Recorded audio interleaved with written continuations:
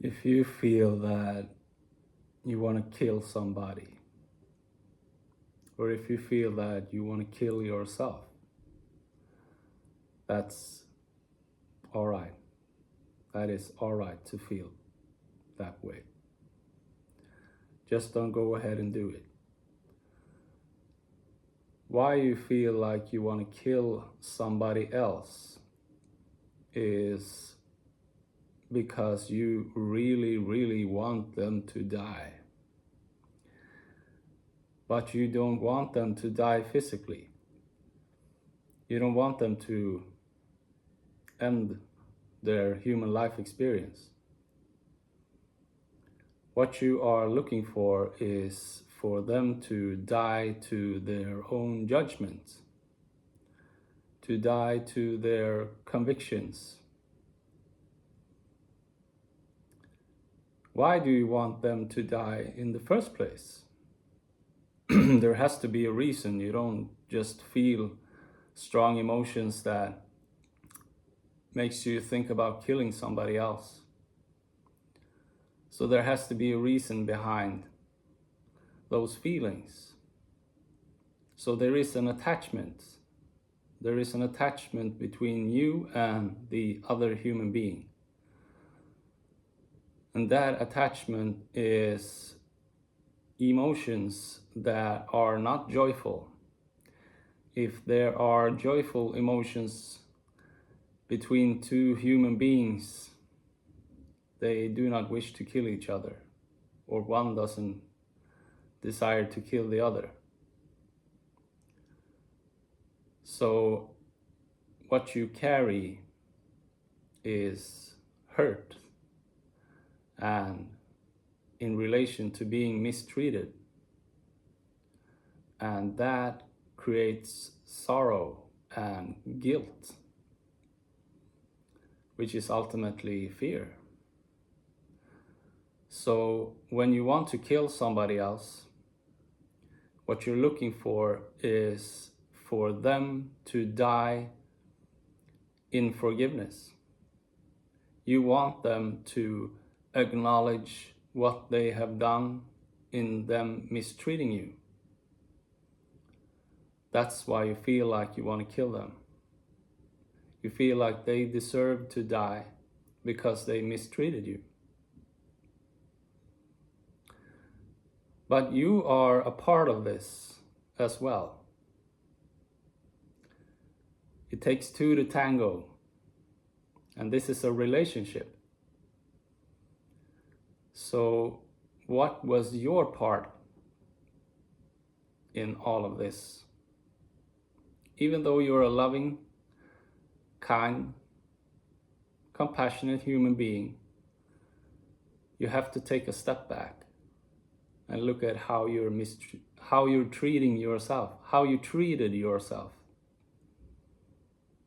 Did you treat yourself as the way you perceive yourself to be, as a loving, compassionate, kind human being? Or were you mistreating yourself, putting yourself in that situation that created the conflict and the mistreatment? You have to be honest about that. And when you become honest and become objective and look at things in truth, you can see that you carry a lot of guilt. And that guilt is what you project on the one you want to kill. And if you are developing and unfolding and becoming a loving human being, kind as you are, but you're becoming more of a true representation of what you claim to be, and the people that mistreated you and hurt you are keeping you at a distance, they are doing so in fear. and they are projecting their guilt on you. So both parties have a difficult time forgiving themselves. That's the problem. And as a human being who has done wrong but makes up for what they've done and does everything right and becomes a true representation of a loving, compassionate, kind human being, and the other party is not taking any responsibility, they will fear that human being. And what they really fear is love and truth inside themselves. And this is something that both parties can come to realize when we drop all attachments between each other and become objective and take a step back and look at what was my part in all of this. That's how we heal on an individual level, and then furthermore we heal and become friends again. And when we were kids and we fought in the playground, maybe in kindergarten, that's the same thing. And then a kindergarten teacher came and got on her knees perhaps between us and didn't take sides, listened to both, and had the ambition for us to drop all, to forgive each other and forgive ourselves and become friends again. And that's God. That's God within you. That's truth, and that's love, and that's freedom. So what you're looking for in killing, murdering, is freedom of the judgmental mind. That's what you're looking for. As an individual, as a couple, as one relationship, as a collective, as a human race. Somebody who is entangled in a lot of guilt and doesn't take responsibility for it has to reinforce their ego. Otherwise, it doesn't work. So they become a dictator in judgment, in ego. And that's competition. That's politics. Even if it's between two human beings, or if it's between a so-called world leader and another country, it's bullying, and it's a satisfied ego. Because what we're looking for is to feel good. We're looking to feel good about ourselves, to live in peace and live in freedom and live in love. And the ego gets momentarily satisfied in conquering, in winning. But winning is for all. Winning is never for one. That's always a loss. But the ego can't see that because the ego is detached from emotions. The ego can't see the bigger picture and include everybody to make everything great for everyone. So the ego will sit in their high chair, lean back, and feel accomplished as they have won the battle this time. But they haven't won anything.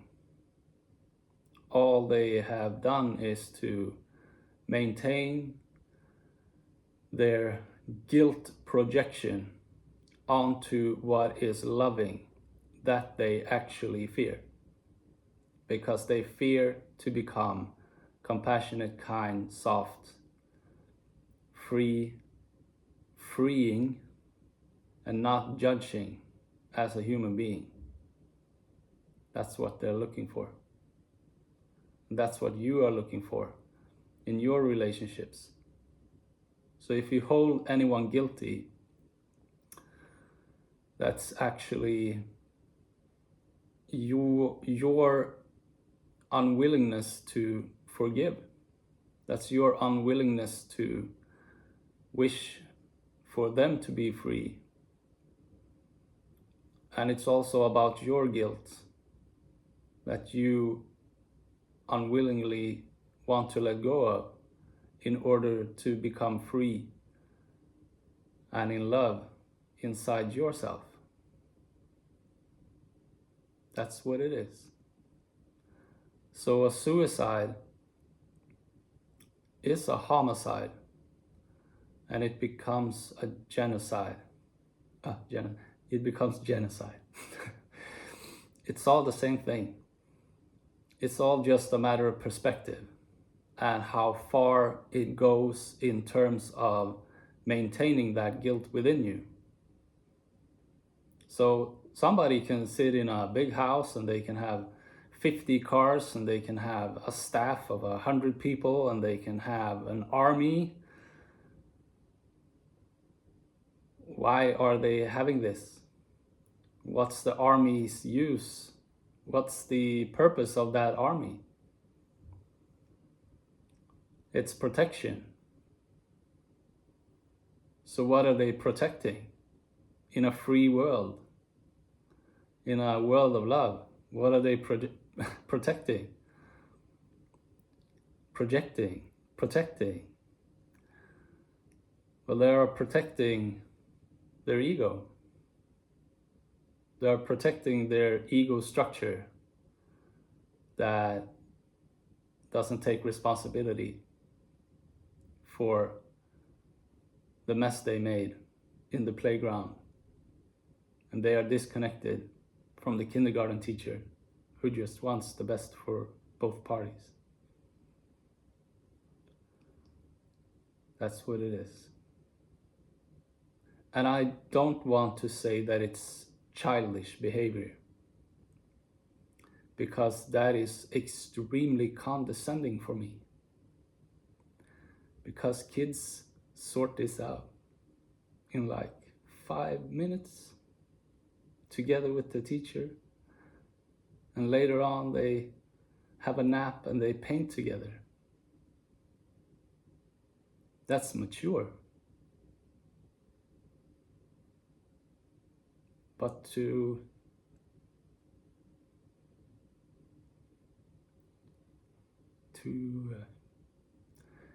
go on with this kind of behavior for a long time between nations, for example, or different nationalities or countries, groups of people, it's the same thing, but it's extremely immature and extremely inhumane, as humane is emotional, not a cold, cut off from emotions, competitive, political ego. A political system is always tilting side to side. And when one side is winning, the other side is losing. And what are we losing? We're losing freedom. We're losing love,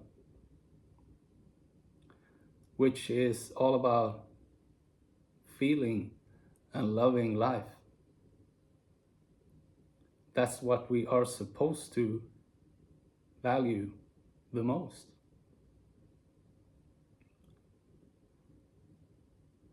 But then we need to calm down and we need to look at things